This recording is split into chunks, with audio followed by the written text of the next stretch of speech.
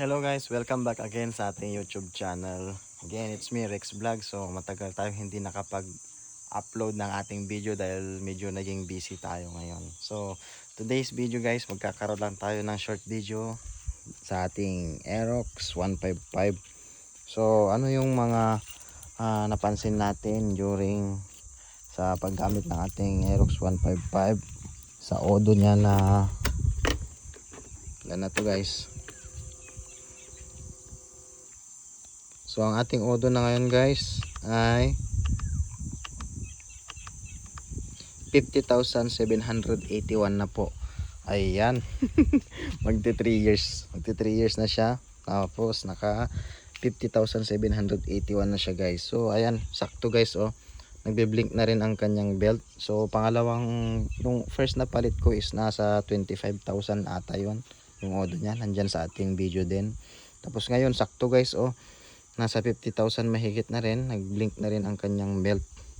Tapos kailangan din ito natin na i-change oil.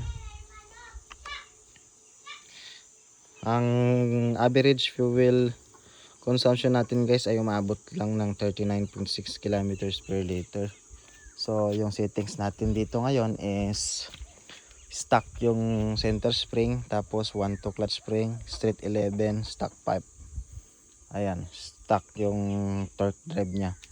So ano ang mga napansin ko dito guys sa ating Aerox 155. So sa halos magtatatlong taon na paggamit ko guys ng ating Aerox 155, wala talaga akong masabi. Napaka smooth, salute talaga sa Yamaha. So wala akong masabi guys, napaka smooth ang gamitin ng ating Aerox 155. Wala akong naging masyadong aberya. Hindi tulad dati sa Suzuki ko sa may Bergman na marami akong napansing niya, sira niya nung habang tumatagal na. Siyempre dahil siguro yung makina niya 125cc lang yon, at ito is mas malaki yung makina. Pag alam naman natin kapag mas malaki yung makina mas matibay, kumbaga kaya niya sa mga babarang biyahe. So ito guys, sa 50,000 na natakbo niya, ito yung napansin ko sa may tawag nila dito. Sakyan natin, kakaroon siya ng, hindi ko pa napapalitan eh. Ayan, medyo may kabig siya. Ayan, bull race. So papalitan natin yan guys, yung bull race niya. Ayan oh, may kabig na siya guys. Oh. Kabig na rin siya guys. So bull race, papalitan natin ng bull race yan. Sa may dito ata yan.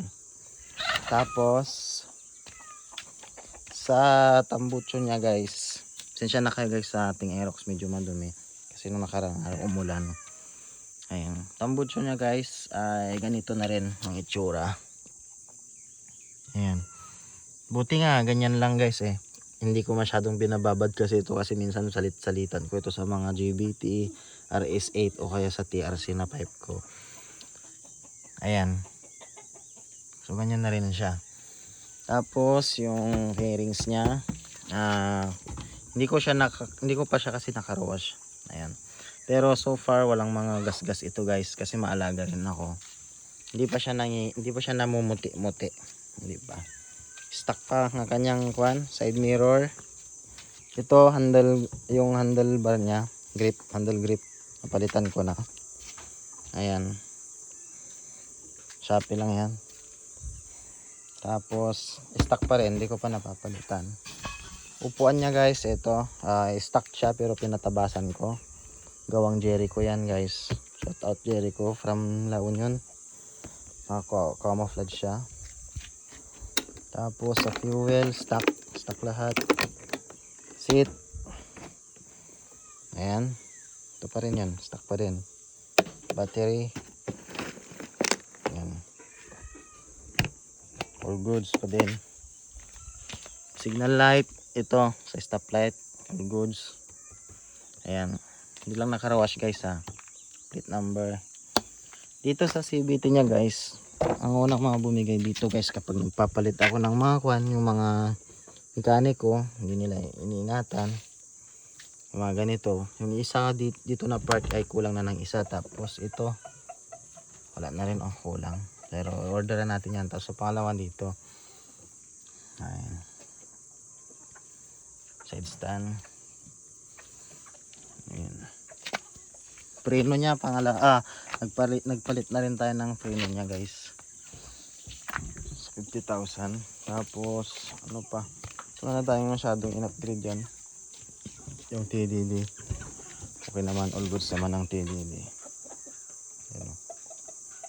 Lakas yan guys, kahit tanghaling tipat. So, hindi siya nagbago guys kahit sa average ng fuel consumption niya. Parang napansin ko lalo nga siyang tumipid habang tumatagal na siya.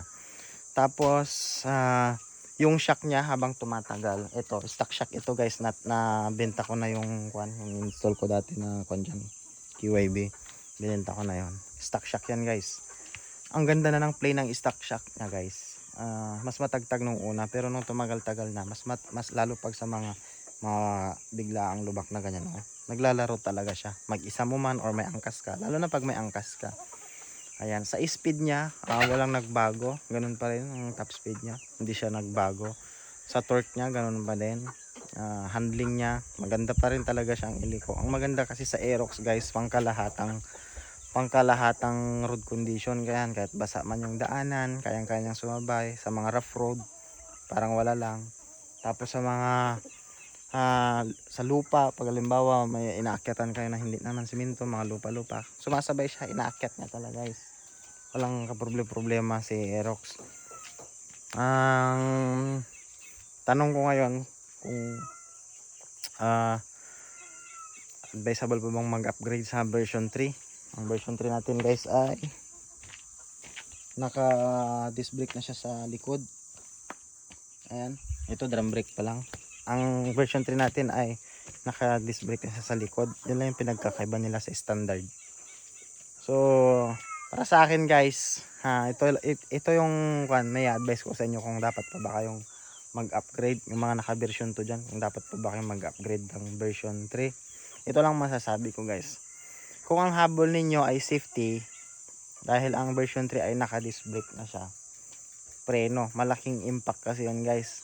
Alam naman natin na kung be-brake lang ang ating Aerox 155, pero kaya naman niya. Wala naman naging problema sa akin, naging issue na. Pero kung gusto niyo ng mas malakas, diba talaga sobrang bulusok na babaan ganon. Ito kasi minsan tulad na nasa Alilim ako, La Union, grabe yung mga babaan diyan.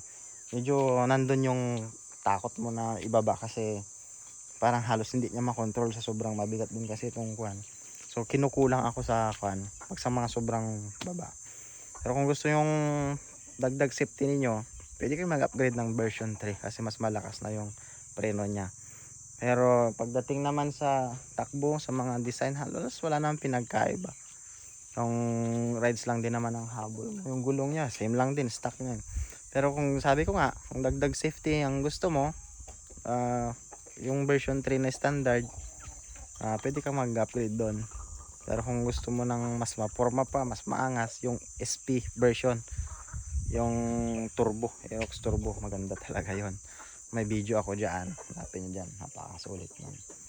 So yun lang guys, salamat sa lahat na nanonood sa aking vlog, Rex Vlog. Sa mga bago pa lang dyan, huwag kalimutang mag-subscribe.